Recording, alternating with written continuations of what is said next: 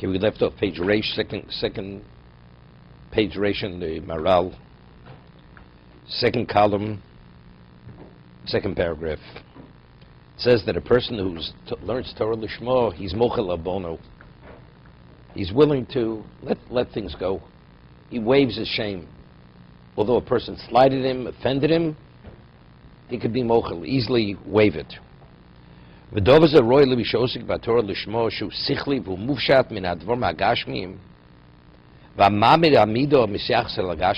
who stands on his principle, meaning because he was offended, that's connected to the physicality of the person.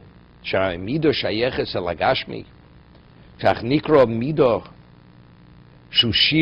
they're saying something interesting. Why is it called a midah? He says it's a midah which has relevance to the physicality of the person. Shushir, v'choshir hu gashmi, ve'etz lapshitus lo shaykh midah. What's midah? Midah is a measurement, a measure. The concept of measure only is within the physical. Within the spiritual, there's no measure. Measure indicates limitation. Within the spiritual, there's no limitation.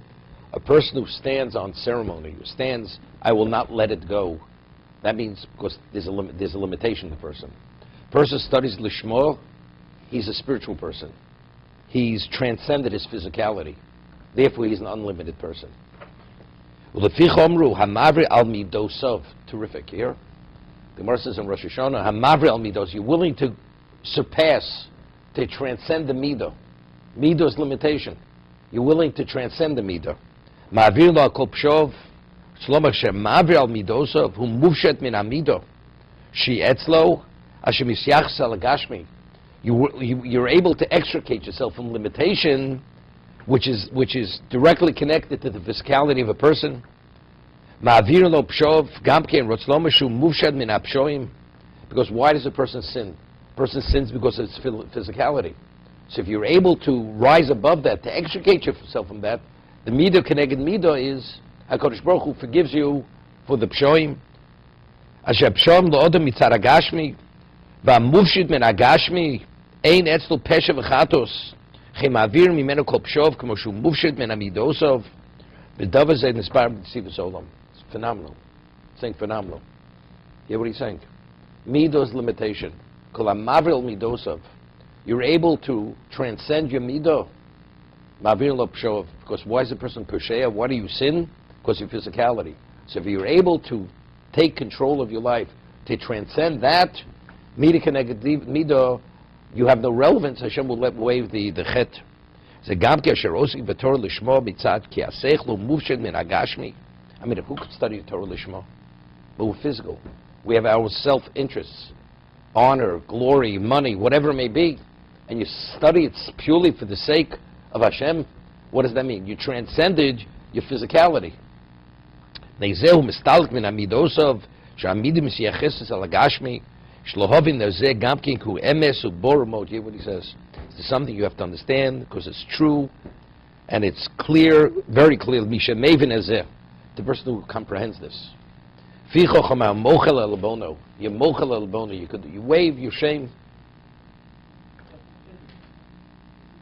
When do we stop physical?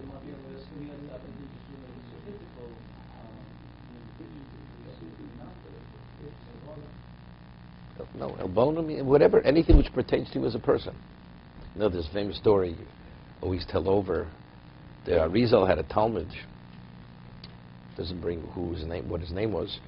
That somebody had offended him, unjustified. So it was before Rosh Hashanah. Says Arizal went over to his Talmud and says, even though he didn't ask forgiveness, you should forgive him. Because a person, if Hashem has to punish a person because somebody else didn't forgive, Hashem is pained by it, so it's better you should forgive.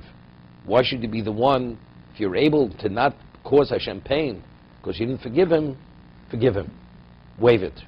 That's what the Arizal said to his Talmud. So the Talmud said to his Rebbe, to the Arizal, he says, he wants to tell his Rebbe that when the man originally had shamed him or offended him, initially, he never bore a grudge against him, even initially. So it's something that does not be forgiven. He does not be forgiven. That's what he told his Rebbe. You understand? So which means the Talmud was at a level that he was so removed from physicality, it was all meaningless. You know, people there, he didn't say good morning to me. I'm offended. You know, another person, you say whatever was meaningless. He has to say good morning and not good morning. Does that make your day? But, he made my day. Because when I passed him, he smiled at me. He looked at me. If that makes your day, it's ochen vey, as they say.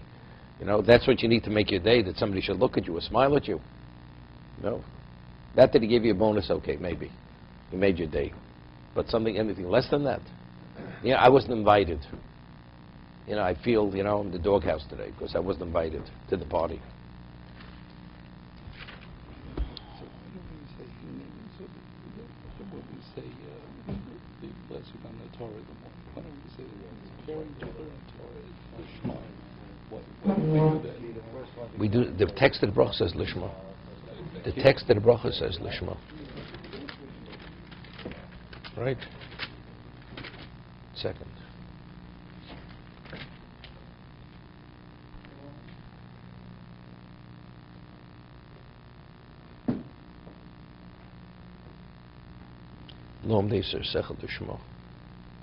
So it's in the text. What do I say? We're asking